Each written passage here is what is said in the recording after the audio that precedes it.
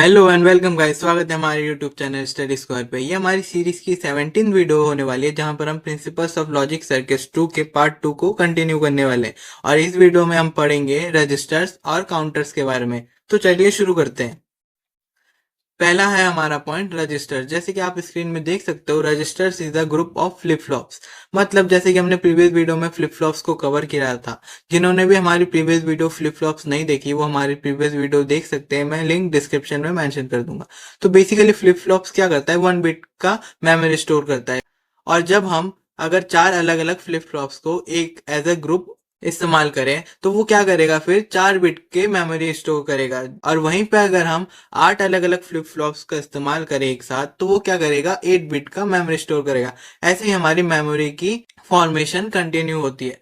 तो आप आइडिया लगा सकते हो रजिस्टर कैसे वर्क करता है, कि इसके अंदर जितने ज्यादा फ्लिप फ्लॉप्स होंगे, उतना ज्यादा हमारा रजिस्टर मेमोरी स्टोर कर पाएगा।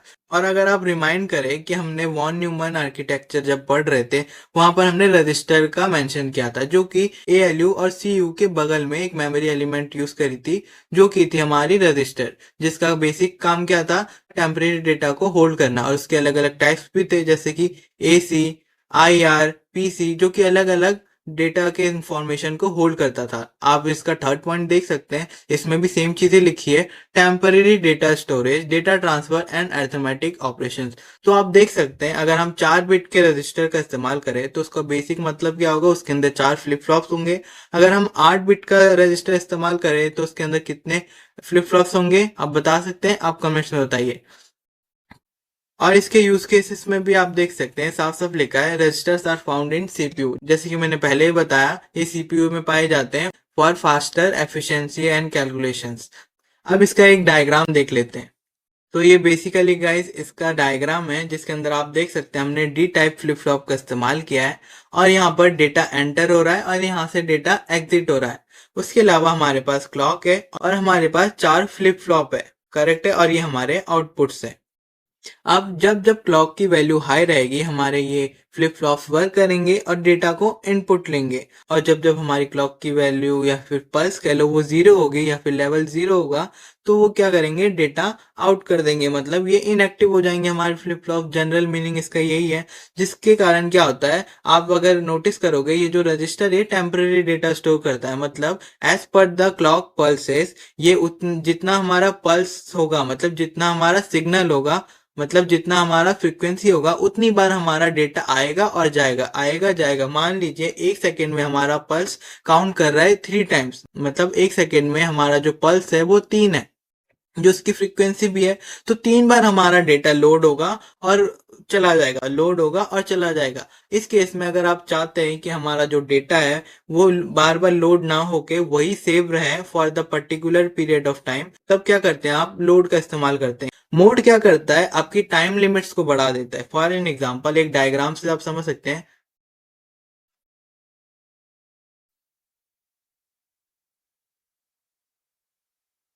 ये देखिए, ये हमारा पल्स है, जो कि 1 सेकेंड में 3 बार फ्रीक्वेंट होता है। मतलब 3 बार ऑन होता है, 3 बार ऑफ होता है। मतलब 3 डेटा अलग अलग बार बार ये आएंगे और जाएंगे। जैसे कि यहाँ पर जीरो, जैसे कि यहाँ पर 1 0 1 1 ले लो, और इसके कॉम्बिनेशन और दो ले लो।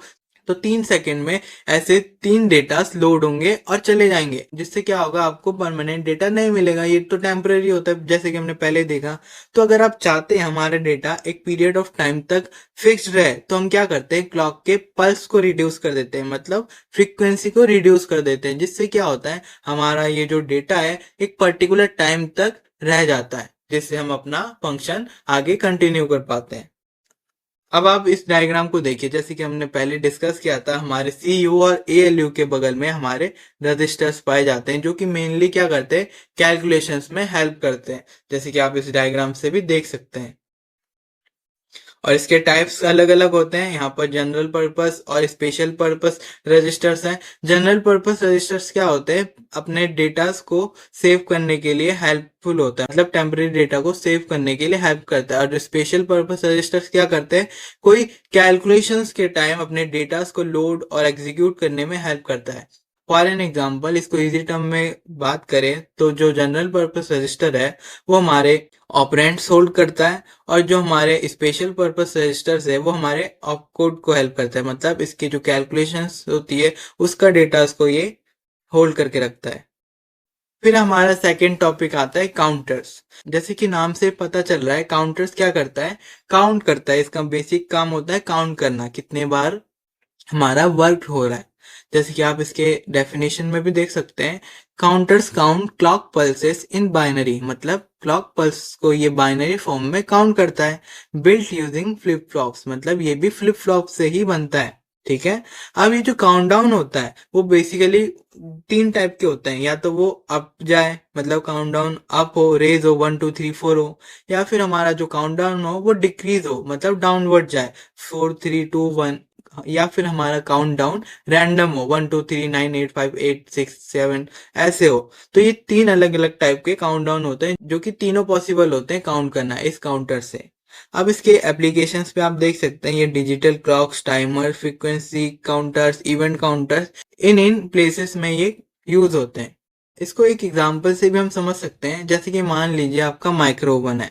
अब आपने माइक्रो ओवन में 3 मिनट सेट किया अपने कोई भी डिश को कुक करने के लिए, तो 3 मिनट बाद क्या होता है, वो हमारा जो माइक्रो ओवन होता है वो ऑफ हो जाता है। सिमिलरली आपने एसी में भी नोटिस किया होगा, हम टाइम लिमिट लगाते हैं तो उस टाइम लिमिट के बाद एसी ऑफ हो जाता है। तो ये जो काउंटडाउन चलता है हमारे इलेक्ट्रॉनिक डिवाइसेस में, वहां पर हमारा जो ये counter combination of flip flops है ये इस्तेमाल होते हैं, जो कि हमारे उस टास्क को कंप्लीट करने में हेल्प करते हैं। अब ये 2 टाइप के होते हैं, एक एसिंक्रोनियस जिसको हम रिपल टाइप भी कहते हैं, और एक होता है सिंक्रोनियस। अब इसको अच्छे से समझ लेते हैं, सिंक्रोनियस एसिंक्रोनियस क्या होता है। तो जैसे कि आप देख सकते हैं, एसिंक्रोनियस नाम से ही पता चल रहा होगा, ये सिंक्रोनाइज नहीं है, मतलब रैंडम है। तो एसिंक्रोनस में क्या आता है, clock is applied only to first flip flop, each flip flop toggle on the output of the previous one. तो इसमें हम क्या करते हैं, जैसे कि हमारे फ्लिप फ्लॉप्स होते हैं वो जैसे अटैच होते हैं, उस केसेस में पहला फ्लिप फ्लॉप वर्क करता है, फिर उसका जो आउटपुट होता है वो आगे जाके दूसरे फ्लिप फ्लॉप को एक्टिवेट करता है, और फिर दूसरा तीसरे को एक्टिवेट करता है। इसको एक डायग्राम से समझ सकते हैं।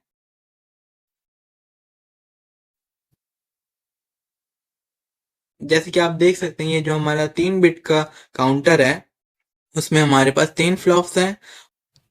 तो इसमें क्या होता है, हमारा जो फ्लिप फ्लॉप है वो पहले फर्स्ट फ्लिप फ्लॉप वर्क करता है, देन हमारा सेकंड फ्लिप फ्लॉप वर्क करता है, फिर हमारा थर्ड फ्लिप फ्लॉप वर्क करता है। ए सिंक्रोनाइज वाइज नहीं, मतलब एक काम करेगा, दूसरा काम करेगा, तीसरा काम करेगा, और तीनों अगर एक साथ काम कर रहे होते हैं तो उसको हम सिंक्रोनाइज कहते हैं।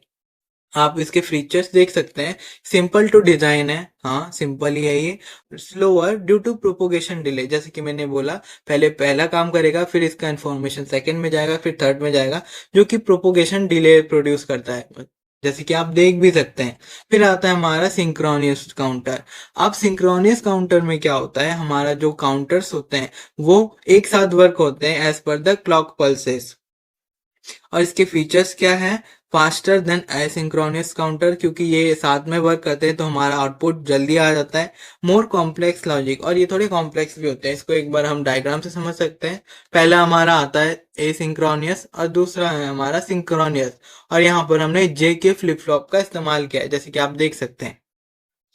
अब इसके फॉर्मेशन को देखिए, अगर ये हमारा क्लॉक है, क्लॉक पल्स जिसके अकॉर्डिंग ये वर्क करेगा, फिर जैसे ही हमारा ये वर्क करेगा उसके बाद हमारा यहाँ से second input second flip flop में जाएगा, और सेकंड फ्लिप फ्लॉप में जाने के बाद ये थर्ड में जाएगा, और थर्ड में जाने के बाद ये फोर्थ में जाएगा।